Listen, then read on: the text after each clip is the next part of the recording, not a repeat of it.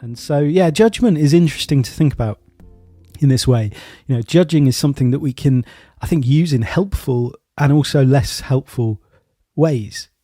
So let's start by distinguishing, I mentioned it earlier, this idea of using and casting judgment.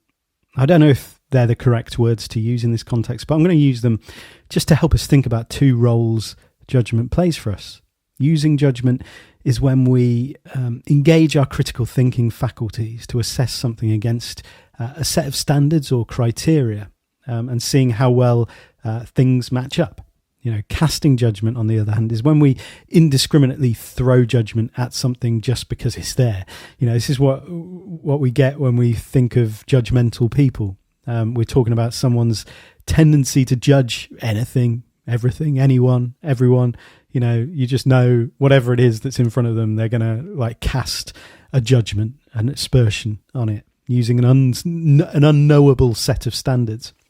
Essentially, kind of, it's judgment at the level of existence in many ways. It might be positive, it might be negative as a judgment. I don't think that's really the point with that sort of judgment.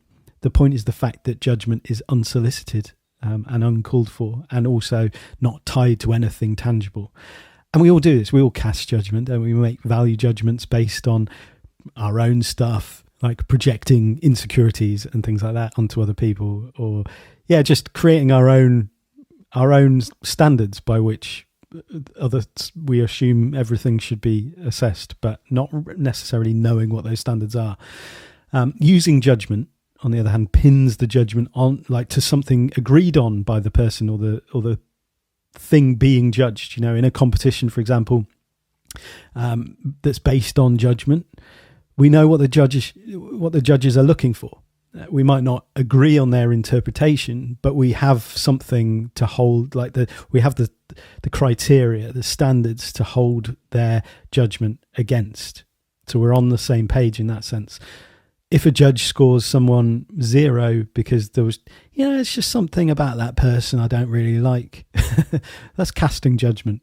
It's giving an impossible set of criteria to work with that's come completely from your own, I don't know, your own sort of intuitive unconscious, subconscious, whatever place. How much do we do that with ourselves? And what impact does this have on how we hold ourselves and how we hold one another, and also how we hold the work that we do or the work that we've done in the past? When we cast judgment, we universalize and project. So if we think about that tweet and the idea of growth, if we're casting judgment through the grimace, we're saying, I should be better, or I should have been better. This is a foundation for shame, for perfectionism, for stagnation. Shame is born from too much attachment between the work and the self. Rather than saying, that was an interesting approach I took. If I did it again today, I probably wouldn't do it quite the same way. Or, fair play for giving that a go, good effort. The casting judgment says, you did a really bad job there. Or it was embarrassing that you did that.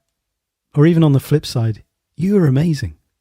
This kind of, positive thing can be a trip hazard as well, because it relies on feeling about oneself rather than viewing the project as separate from oneself. When we cast judgment, we universalize and personalize the result. I was a success, or I was a failure. And that starts to internalize a story. I am a success, or I am a failure, or I should be a success, or I imagine I will be a failure again here. This can lead to perfectionism, holding on to something because output is too closely tied to our self-concept, and stagnation. When perfectionism goes all the way, it leads to inaction. It has to, because perfect doesn't exist. Unless we find a way to let go, perfectionism can only lead to a lack of action.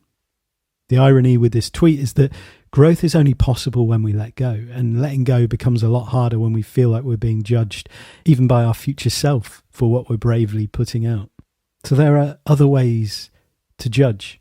Rather than judging the person or ourselves at the level of kind of being in existence, we can view ourselves as separate from our projects.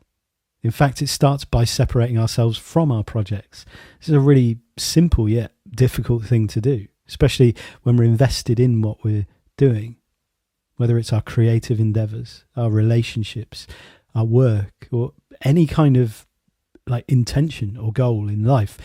If we can see our projects as entities in themselves, we can use judgment to improve them and keep them from being sort of conduits of judgment about us as people.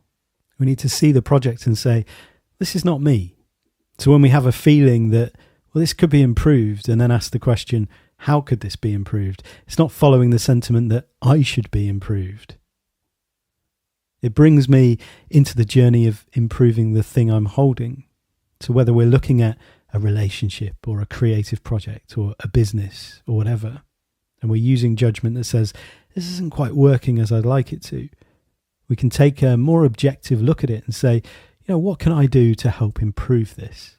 Rather than, why am I so bad at this? Likewise, and maybe on the flip side, it's important to acknowledge that the success of this project doesn't change who I am. It doesn't make me a great relationship person or the ultimate creative person. It just means I'm someone who saw what was in front of me and invested in that thing in a way that made a better outcome possible. It doesn't guarantee anything other than that particular outcome that's happened. It doesn't define your identity. It says nothing about what will happen in the future.